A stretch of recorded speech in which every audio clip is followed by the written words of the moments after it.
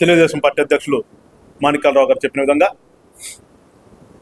ఈ 2 సంవత్సరాల కాలం పూర్తయిన పిదప ఇప్పటి వరకు మేము అందించినటువంటి సుపరిపాలన గురించి రాష్ట్ర వ్యాప్తంగా అన్ని జిల్లాల్లో కూడా కూటమి నాయకులతో మా కార్యకర్తలతో ఒక ఆత్మీయ సమావేశాన్ని ఏర్పాటు చేసుకుంటూ రావడం జరుగుతూ ఉంది.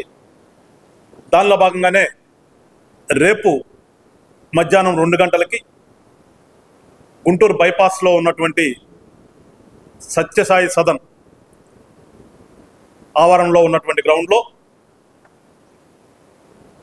గుంటూరు జిల్లాకు సంబంధించినటువంటి నాయకులందరూ కూడా, అంటే 7 నియోజకవర్గాలు ఉన్నాయి, అట్లనే పార్లమెంటు మెంబరు పెద్దలు చంద్రశేఖర్ గారు, అట్లనే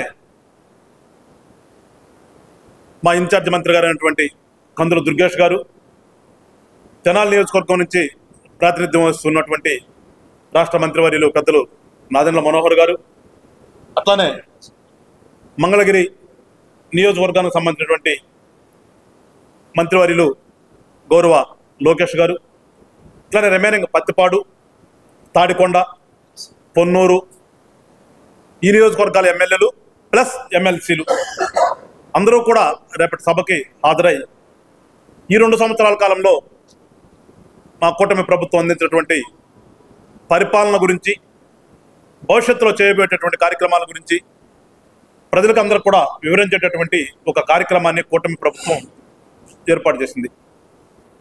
దానికి సంబంధించి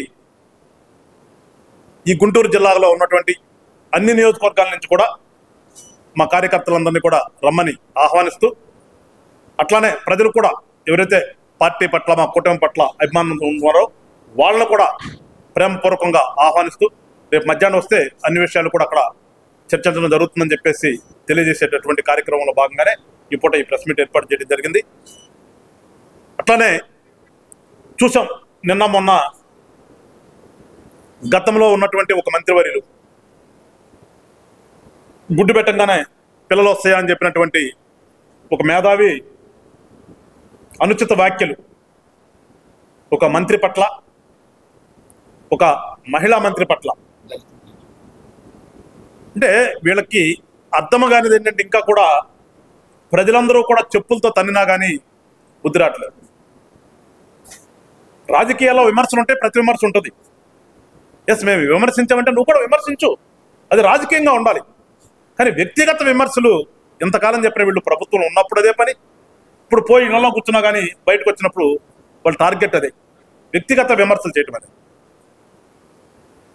మేము ఇప్పుడు అడుగుతున్నాను, అదే గుడివాడ అమర్నాథ్, అరే మన సంస్కృతి ఏంటి అసలు? మేము కూడా వ్యక్తిగతంగా పోతే మీ ఇళ్లలోకి వస్తాం. మన సంస్కృతి ఏంటి? మనది ఆడవారు సహజంగా అలంకరించుకుంటారు కదా. మీ ఇంట్లో అలా పని చేయరు కదా, ఇరబోసుకుని తిరుగుతున్నారు, ఏమన్నా స్నాన గట్ర చేయకుండా తిరుగుతున్నారా? అన్నా మేము మాటలు. అరే నువ్వు ఆమె ఒక మంత్రి స్థానంలో ఉంది, నిన్నేమనంటే నువ్వు కూడా అదే మాట్లాడు. అది వదిలేసేసి అనుచిత వ్యాఖ్యలు చేయటం అనేది క్షమించరాని నేరం.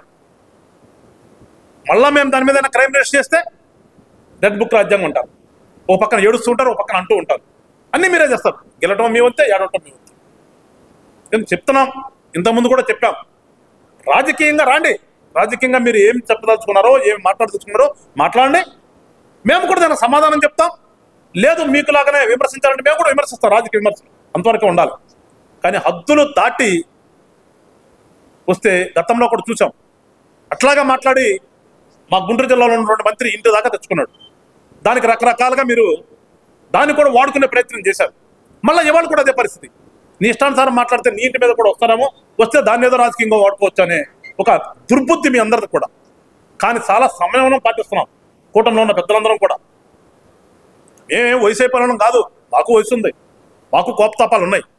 కానీ మేము ప్రజాస్వామ్యంలో ఉన్నామనే విచక్షణ మాకుంది. విచక్షణ కోల్పోయినటువంటి వాళ్ళు మీరు. అందుకని ఇప్పటి నుంచి అయినా సరే బుద్ధి తెచ్చుకుని, మీకు ఎట్లాగూ రాలా ప్రతిపక్ష హోదా కావాలన్నారు. కానీ ప్రతిపక్షం మీరే, మేము కూడా ఒప్పుకుంటాం. ఈ రాష్ట్రంలో ప్రతిపక్షం మీరే. ప్రతిపక్ష పాత్రను పోషించండి, అది రాజకీయంగా ఉండండి. రాజకీయంగా మేము తప్పులు చేస్తే చూపించండి, సరి చేసుకుంటాం. అంతేగాని ఏదో వచ్చామో ఏదో ఒకటి మాట్లాడాలి, ఏదో బూతులు తిడితే అంటే ప్రజలు నిన్న చూసాం రాష్ట్ర వ్యాప్తంగా కూడా ఏ రకంగా నీకు అంటే నిన్ను కొట్టవసరం, నీ ఫోటోను కొట్టారంటే ఉమ్మేసంటే అది ఇట్ సెల్ఫ్ నీ మీద ఊసినట్టే. అందుకని ఒకసారి ఒళ్ళు దగ్గర పెట్టుకుని అందరూ కూడా ఉండండి. మీరు ప్రజాస్వామ్యంగా రండి, ఖచ్చితంగా రాష్ట్ర అభివృద్ధి కోసం మీరు కూడా పాల్పంచుకోండి. ఒక ప్రతిపక్ష పత్రంలో మీరు సలహాలు ఇవ్వండి, స్వీకరిస్తాం. అంతేగాని ఇలాంటి పిచ్చి చేష్టలు చేస్తే రియాక్షన్ చాలా సీరియస్గా ఉంటుందని చెప్పేసి ఒకసారి తెలియజేస్తూ మరొకసారి రాష్ట్ర ప్రజలందరూ కూడా అర్థం చేసుకుని ఇలాంటి పిచ్చి వాళ్ళని ఎక్కడ పెట్టాలి అక్కడ పెట్టండి అని చెప్పి తెలియజేసుకుంటూ మరొకసారి గుంటూరు జిల్లా వ్యాప్తంగా ఉన్నటువంటి కూటమి అభిమానులందరూ కూడా రేపు సభకు పెద్ద ఎత్తున తరలివచ్చి మీ సంఘీభావాన్ని తెలియజేసి మున్ముందు రాబోయేటటువంటి లోకల్ బాడీ ఎలక్షన్లో కూడా మీ సపోర్ట్ ఈ రకంగా ఉంటుందని చెప్పేసి ప్రతిపక్ష హోదాలని ఆ ప్రతిపక్షానికి తెలియపరచాలని చెప్పేసి కోరుకుంటూ చదివించుకుంటాను. జై హింద్, జై జనసేన. మీడియా మిత్రులకు నమస్కారం. ఏదైతే గత 2 సంవత్సరాలుగా సుపరిపాలన అందిస్తున్నారో కూటమి ప్రభుత్వం, ఆ 2 సంవత్సరాల విజయాల్లో భాగంగా రేపు జరగబోయే బహిరంగ సభకు ముందుగా ఈ యొక్క ప్రెస్ మీట్ ఏర్పాటు చేసినటువంటి మా మిత్రులు తెలుగుదేశం పార్టీ జిల్లా అధ్యక్షులు మాణిక్యాలరావు గారికి, అలాగే మరో మిత్రుడు జనసేన జిల్లా అధ్యక్షులు గాదే వెంకటేశ్వరరావు గారికి, ఇచ్చేసినటువంటి మీడియా మిత్రులందరికీ కూడా నమస్కారం. సంక్షేమం, అభివృద్ధి ఈ రెండే ప్రజలు కోరుకునేది. వేరే విషయాలు కూడా ఏదైతే గత ప్రభుత్వం చేసిందో అరాచకాలు అవన్నీ కూడా ప్రజలు గమనిస్తారు. ప్రజలు 5 సంవత్సరాలు ఎవరిని ఏం అనరు. రాజకీయ నాయకులు వాళ్ళు 5 సంవత్సరాల తర్వాత ఎవరికి ఏ బుద్ధి చెప్పాలో ఆ బుద్ధి చెప్తారు. కాబట్టే గత ప్రభుత్వం చేసినటువంటి అరాజకాలన్నింటిని కూడా ప్రజలు గుర్తు పెట్టుకొని వాళ్లకు ఎక్కడ పెట్టాలో అక్కడ పెట్టారు, ప్రతిపక్ష హోదా కూడా రాకుండా. కాబట్టి ఇప్పటికైనా ప్రతిపక్షం సలహాలు ఇవ్వండి ప్రభుత్వానికి. మేము మా వల్ల ఏమన్నా తప్పులు జరిగితే అలా ఉండకూడదు, ఇలా చేయమని సలహాలు చెప్పండి తప్ప రెచ్చగొట్టే మాటలు ఎక్కడ కూడా మాట్లాడితే ప్రజలు హర్షించరు. ప్రజలు అన్నీ గమనిస్తున్నారు. మీకు 11 సీట్లు ఇచ్చారు. ఎందుకు ఇచ్చారు? మీరు తప్పు చేయబట్టి ఇచ్చారు. కాబట్టి అది గుర్తు పెట్టుకొని మెలగాలని చెప్పి ప్రతిపక్ష పార్టీలకి హెచ్చరిస్తున్నాం. అలాగే అభివృద్ధి, సంక్షేమం, ప్రజలు సుఖ సంతోషాలతో ఉన్నారు. రాష్ట్రంలో ఉండే ప్రజలందరూ కూడా అభివృద్ధి ఒక చేత్తో, సంక్షేమం ఒక చేత్తో ఈ ఎన్డీఏ ప్రభుత్వం పరిపాలన చేస్తుంది. ఏది కావాలన్నా అది కేంద్ర ప్రభుత్వం పూర్తి సహకారంతో ఈ యొక్క రాష్ట్ర ప్రభుత్వానికి సహకారం అందిస్తుంది. గత 12 సంవత్సరాలుగా మన ప్రీతం ప్రధానమంత్రి అనేక సంక్షేమ పథకాలని, అనేక అభివృద్ధి కార్యక్రమాలని ఈ దేశంలో ప్రవేశపెట్టారు. ప్రపంచంలో ఒకప్పుడు భారతదేశం అంటే చులకన భావంగా ఉండేది. ఈరోజు ప్రపంచంలో భారతదేశం ఒక వెలుగుతుంది. ఎందుకంటే పరిపాలించే నాయకుడు నీతి నిజాయితీతో పరిపాలిస్తే కింద ఉండే మంత్రులు కావచ్చు, అధికారులు కావచ్చు భయపడతారు. ఎవరైతే నీతి తప్పి పరిపాలన చేస్తారో కింద ఉండే అధికారులు కావచ్చు, కింద ఉండే మినిస్టర్లు కావచ్చు అదే అవినీతికి పాల్పడతారు. అది ఈ 14 సంవత్సరాల్లో భారతదేశంలో ఎక్కడా లేదు.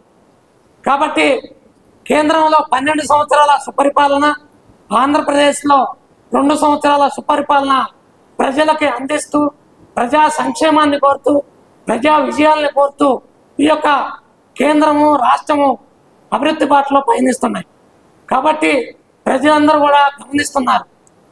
ఎవరైతే ఏ ప్రభుత్వం అయితే ప్రజలకు మేలు చేస్తుందో ఆ ప్రభుత్వాలనే మళ్ళా కోరుకుంటాయి ప్రజలు.